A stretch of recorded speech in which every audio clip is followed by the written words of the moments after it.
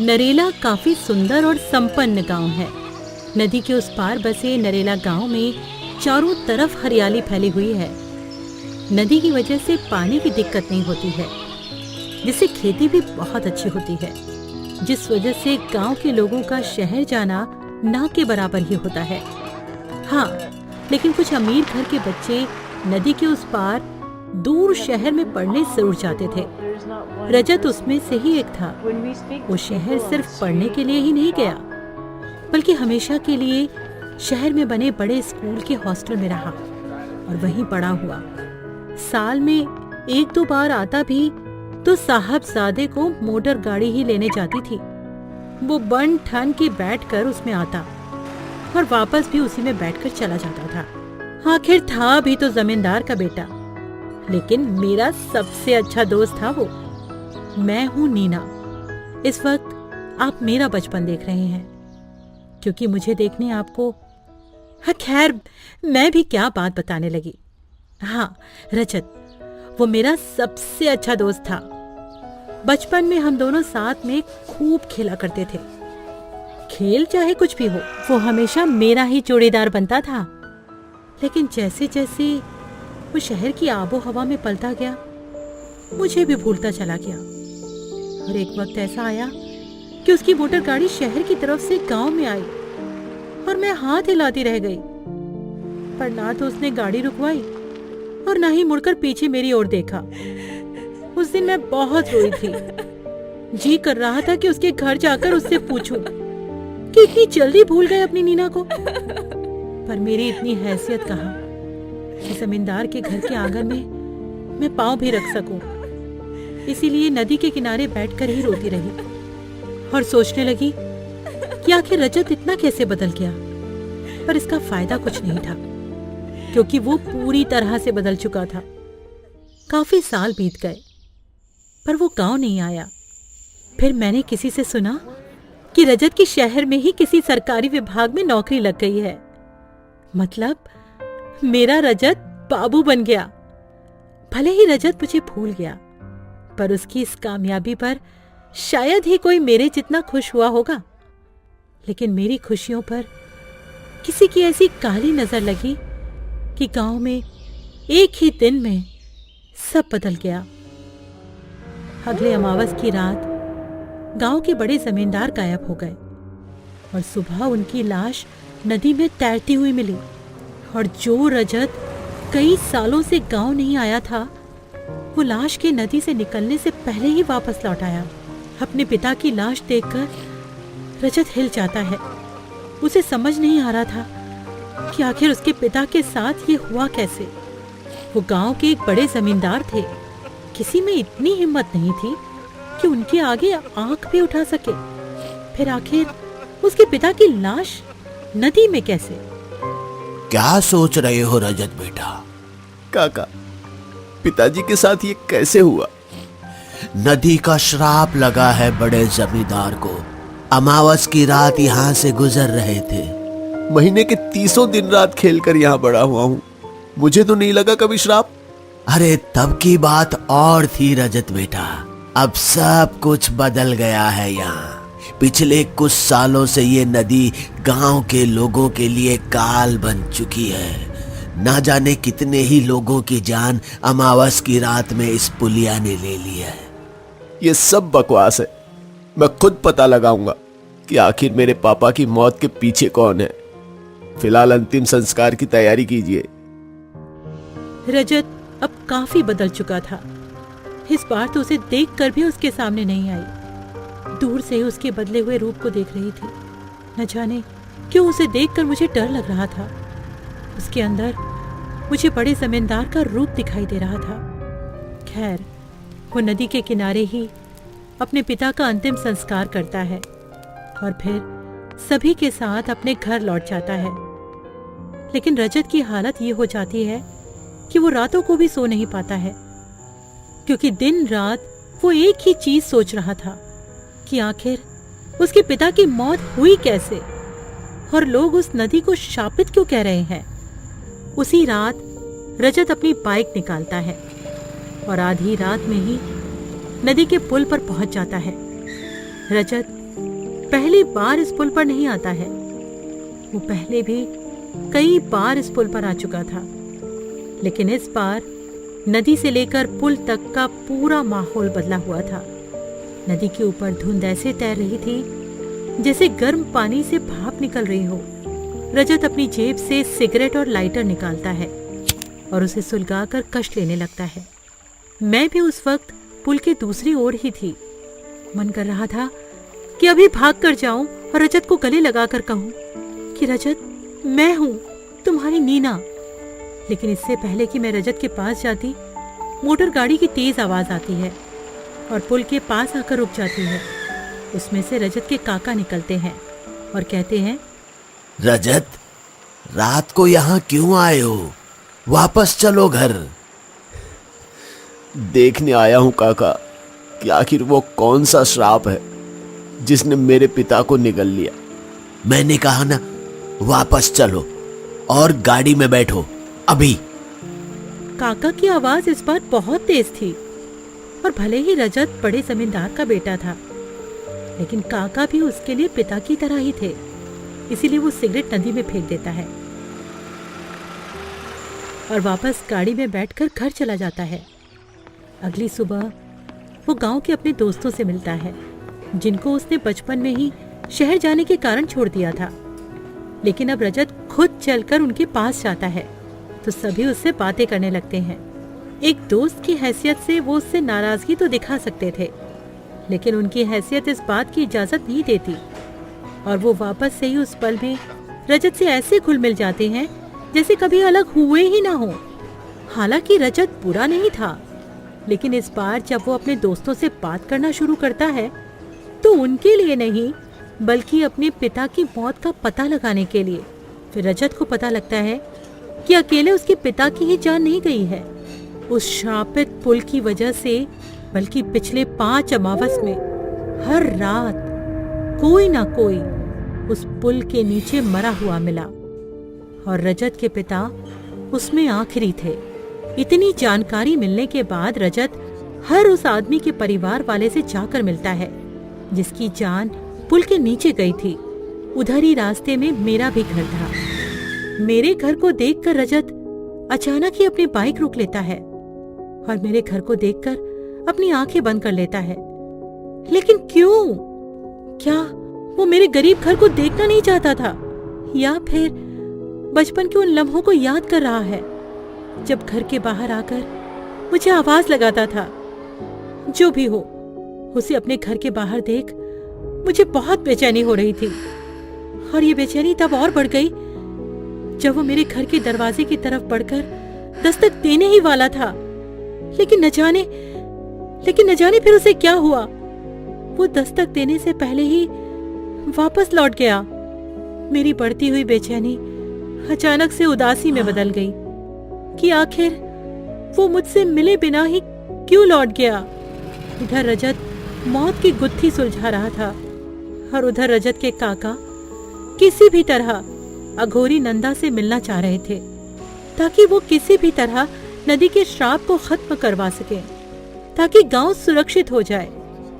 रजत ने जब अपनी जानकारियों को एकत्रित किया तो पता चलता है कि मरने वाले सभी लोग कहीं ना कहीं उसके पिता से कनेक्टेड हैं और बड़े ही खास लोग थे जो पिछले कुछ साल से उसके पिता की सुरक्षा में थे। तो नदी के श्राप से आखिर यही 5 लोग क्यों मरे जो आपस में एक दूसरे को जानते थे? इस चीज को समझने के लिए रजत फिर से आधी रात को उस पुल पर पहुंच जाता है जहां पहले से ही एक लड़की होती है।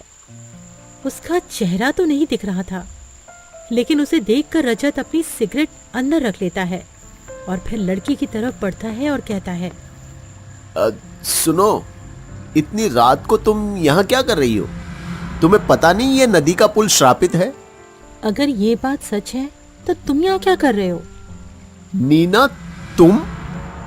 रजत के मुंह से अपना नाम सुनकर मेरी आंखों में पानी आ गया, क्योंकि पुल पर खड़ी लड़की मैं ही थी और रजत ने बस मेरी आवाज से ही मुझे पहचान लिया था।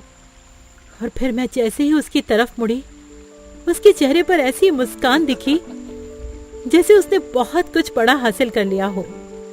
उसकी आंखों में ये साफ दिख रहा था कि वो मुझे बाहों में जकड़ लेना चाहता है, और मैं भी, लेकिन हम दोनों ही ऐसा नहीं कर पा रहे थे। मुझे माफ कर दो नीना। किस बात की माफी रजत? इतने सालों तक तुमसे दूर रहा, तुमसे मिलने की कोशिश भी नहीं की। अब तो बहुत देर हो गई है रजत। क्यों? क्या तुम किसी और से प्यार करती हो? क्या तुम्हारी शादी हो गई? या फिर नीना, ऐसा कोई दिन नहीं गुजरा जब मैंने तुम्हें याद नहीं किया हो। बस मजबूर था अपने खानदान को लेकर, जो मुझे तुमसे मिलने से रोकते थे। इसलिए मैंने इस गांव में आना ही बंद कर दिया था, जहां मैं तुमसे मिल ही ना पाऊं। पर अब और नहीं नीना, इस बार मैं तुम्हें अपने साथ लेकर जाऊंगा, हमेशा हमेशा के लिए। रजत ये कहते हुए अपने घुटनों पर आ गया। उसके हाथ आपस में जुड़ गए और आंखें बंद। और जब उसकी आंख खुली तो सामने मैं, यानी नीना नहीं, बल्कि रजत के चाचा और उसके साथ अघोरी नंदा होते हैं। नीना कहाँ गई? यहाँ कोई था ही नहीं बच्चा, तू माया जाल में फंसा है। काका, कौन है ये ढोंगी और किस माया जाल की बात हो रही है? मूर्ख, मैं नंदा हूं, अघोरी नंदा। और तू जिस नीना की बात कर रहा है वो तो अब इस दुनिया में है ही नहीं। अरे क्या बात कर रहे हो तुम? नीना अभी मेरे सामने थी। काका, मुझे अब नीना से कोई अलग नहीं कर सकता। बाबा, आप कुछ कीजिए। उस नीना की वजह से मेरे बड़े भाई साहब भी चले गए और अब मेरा भतीजा भी। आप उस नीना की आत्मा को खत्म कर दीजिए और ये मामला भी खत्म कीजिए। मैं आपको मुंह मांगे पैसे दूंगा। अरे कपटी, नंदा पैसों का भूखा नहीं है, वो तो लोगों के कल्याण के लिए काम करता है। पापी था तेरा भाई, और मैं नीना की आत्मा को खत्म नहीं करूंगा, बल्कि उसे मुक्ति दिलवाऊंगा, क्योंकि उसके साथ बहुत बुरा अन्याय हुआ है। नीना के साथ अन्याय? ये क्या बात कर रहे हैं आप? बेटे, तू मुझे नहीं जानता, लेकिन नंदा भूत, भविष्य, वर्तमान सब जानने की ताकत रखता है। तेरे साथ भी गलत हुआ है। तेरे बाप ने जो नीना के साथ किया वो तो बहुत बड़ा पाप है। इतना कहते ही अघोरी नंदा ने रजत के सिर पर हाथ फेरा और वो सीधे निढाल होकर पुल पर गिर गया और उसकी आत्मा सीधे उस दिन में पहुंच गई जहां से ये सब कुछ शुरू हुआ था। वो दिन मेरा आखिरी दिन था, जिसे मैं मरने के बाद भी नहीं भूल पाई हूँ। गांव के स्कूल में 26 जनवरी की तैयारी चल रही थी। मैं भी वहीं बच्चों को पढ़ाती थी। झंडा फहराने के लिए जमींदार स्कूल पहुंचे। उन्होंने झंडा फहराया और फिर सभी बच्चों को बधाई भी दी। वो मेरे काम को देखकर काफी खुश हुए और फिर जाते जाते मुझसे कहा, बच्चों को काफी कुछ सिखाया है तुमने। लगता है अब बच्चों को अच्छी शिक्षा के लिए दूर नहीं जाना होगा। उनके मुंह से अपने लिए तारीफ सुनकर मैं बहुत खुश हुई थी। अगले ही पल उन्होंने मुझसे मेरा नाम पूछा। फिर जैसे ही मैंने अपना नाम नीना बताया, वो गुस्से में लाल पीले हो गए और वहां से निकल गए। मुझे समझ नहीं आया कि उन्हें मेरा नाम सुनकर इतना गुस्सा क्यों आया। खैर, मैं अपने घर चली गई और फिर सब कुछ नॉर्मल चलने लगा। फिर अमावस की रात आई और उस दिन बड़े जमींदार के 4 लोग मेरे घर आए और मुझे जबरदस्ती उठाकर नदी के किनारे ले गए, जहां जमींदार पहले से ही एक खटिये पर हुक्का लगाए बैठे थे। उन 4 लोगों ने मुझे उनके पास खड़ा कर दिया। नीना, क्या जादू चलाया है तूने मेरे बेटे पर? तेरे आगे मेरी कोई बात ही नहीं सुनता। तुझसे शादी करने की बात पर अड़ा है, पर तेरी औकात नहीं उस लायक कि तू मेरी बहू बन सके। हाँ, रखेल बन सकती है मेरी। अब कपड़े उतार और आजा मेरे पास। आप इतने नीच हो सकते हैं मुझे नहीं पता था। जाने दीजिए मुझे यहाँ से। ऐ, कपड़े उतार साली के और पटक मेरी खटिया पर। जमींदार के इतना कहते ही जमींदार के चारों लोग मुझ पर टूट पड़े और शरीर से मेरे कपड़ों को नोचकर मुझे तार तार कर देते हैं और मुझे जमींदार के आगे किसी टुकड़े की तरह फेंक देते हैं और फिर मेरी चीख से वो पूरी नदी गूंज जाती है। लेकिन जमींदार के साथ साथ उन चारों लोगों को भी मुझ पर कोई दया नहीं आई और जमींदार के जाने के बाद उन चारों लोगों ने भी मेरे साथ तब तक हैवानियत की जब तक मेरी जान नहीं चली गई और फिर मुझे नदी में फेंक दिया। अनाथ थी तो किसी को कोई परवाह भी नहीं हुई। फिर मैंने खुद ही अपना बदला लेना शुरू कर दिया, जो बड़े जमींदार की मौत के साथ ही पूरा हो गया। ये सब सच जानने के बाद अचानक से पुल पर रजत की जान में जान आई और वो फूट फूट कर मेरा नाम लेकर रोने लगा। रो मत मेरे बच्चे, ये बाप के किए पाप का प्रायश्चित करने का समय है। मेरा यहाँ कोई काम नहीं, उसे तेरी जरूरत है। उसका अंतिम संस्कार कर और उसे मुक्ति दिला। इतना कहते ही अघोरी नंदा वहां से गायब हो गए और रजत रोता रहा। सुबह की पहली किरण के साथ ही वो अपने दोस्तों के साथ मिलकर मेरी लाश तलाशने लगा और मेरी अधगली लाश मिलने के बाद उसे गले से लगाकर रोने लगा। उसके इस प्यार को देखकर मेरी आत्मा भी रो रही थी। रजत ने पूरे सम्मान के साथ मेरा अंतिम संस्कार किया और फिर वापस कभी शहर नहीं लौटा। आज 50 साल गुजर गए। यकीनन उसने आज तक शादी नहीं की।